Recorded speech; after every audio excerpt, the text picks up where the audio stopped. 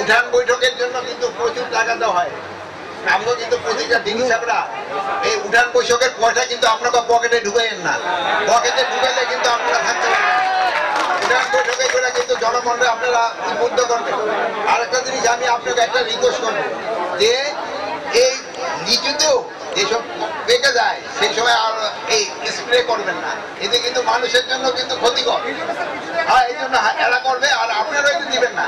এটা কইটা ওই যে আমার এক ভাই বললো না যে ফুল দেওয়ার জন্য এসি কোচ, মানে ওই ওষুধ দিয়ে এসি কোচে দিয়ে দিলে কিন্তু মানুষের জন্য কিন্তু অনেক বড় ক্ষতি। এই জন্য স্প্রে করার আগে চিন্তা ভাবনা করবেন।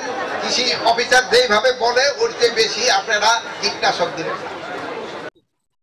এই যে দেখেন আপনারা কয়েকজন আছেন, আপনারা নিজেরা নিজেকে শান্তি শৃঙ্খলা রাখতে পারেন না, তো আমার পক্ষে এই 18 কোটি লোকের শান্তি শৃঙ্খলা রাখতে কিরকম কষ্ট বুঝেন। আপনারা নিজেরা সব শিক্ষিত লোক, এখানে সমাজে উচ্চ শ্রেণীর লোক, আপনাদের শান্তি শৃঙ্খলা রাখতে কত কষ্ট হয়। এই জন্য আপনারা চেষ্টা করবেন যদি কোনো কিছু লিখেন যে আমাদের যে কাজটা কি পরিমাণ কষ্ট হয়ে যাবে। আমি এখানে কৃষিতে আসায় আমাদের এখানে আমি কৃষকদের অনেক অনেক ধন্যবাদ। এরা প্রায় আমাদের 40% কিন্তু আমাদের কৃষির নির্ভরশীল। এই কৃষকরা আগে যেখানে ধরেন আমাদের লোক সংখ্যা ছিল 7.5 কোটি, সেই সময় আমাদের কিন্তু কৃষি জমির সংখ্যা ছিল আরো বেশি। কিন্তু এখন প্রায় 18 কোটি লোক, কিন্তু কৃষি জমির সংখ্যা অনেক কমে গেছে। তারপরে কিন্তু এই আমাদের উন্নত ধান এবং কৃষকদের কঠোর পরিশ্রম এবং আমাদের সায়েন্সের বিজ্ঞানীরা তাদেরও কঠোর পরিশ্রমের ফলে কিন্তু আজকে যে আমাদের উৎপাদন এত, এবং আমরা মোটামুটি গত বছর আমাদের ইম্পোর্ট করতে হয় নাই, হয়তো বন্যায় ইম্পোর্ট করতে, হয়তো এইবার যে ভালো প্রোডাকশন জানলে যদি আমাদের হচ্ছে ইম্পোর্ট করতে হবে। আমরা সীমান্ত এলাকায় এই পরিস্থিতির এবং এই যে আপনার সীমান্ত এলাকায় এসে ধরে এখানে কৃষকরা ভীতির মধ্যে আছে ধান কাটা থেকে অনেকে না না, এখানে কোনো ভীতির কোনো কারণ নাই। আমাদের এই বর্ডার সম্পূর্ণ সুস্থ, এখানে কোনো ধরনের কোনো সমস্যা, তারা ভালোভাবে ধান কাটতে পারে।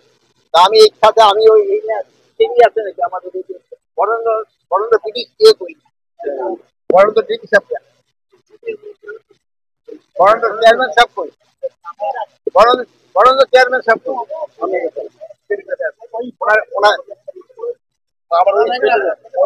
ওনার তো দেখলাম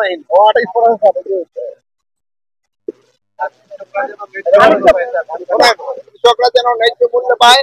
আর বরেন্দ্র ডিসি সাহেবরা আমি বলবো কৃষকদের এই যে পানির বিল যেন আরো কমে আনন্দ যায়, যেন তাদের উৎপাদন খরচ যেন কমানো যায়, এই জন্য ব্যবস্থা করতে হবে। আর উপরে যারা চাকরি করে আর এই দুর্নীতিটা কমাইছে, এই কৃষি জমি কমে আসছে, আমরা একটা কৃষি জমি আবার নতুন ভাবে আমরা আবার একটা আইনের জন্য আমরা আবারও বসছি। আমরা ভূমি ব্যবহার নীতি মানে কৃষি জমি সুরক্ষা আইন একটা নতুন ভাবে আমরা আবার করার চিন্তা ভাবনা আছে। এই কৃষি জমির ভিতরে আমরা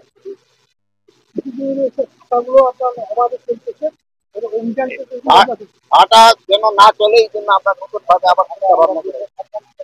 আচ্ছা, আর ভালো আছেন আপনারা? ভালো থাকবেন।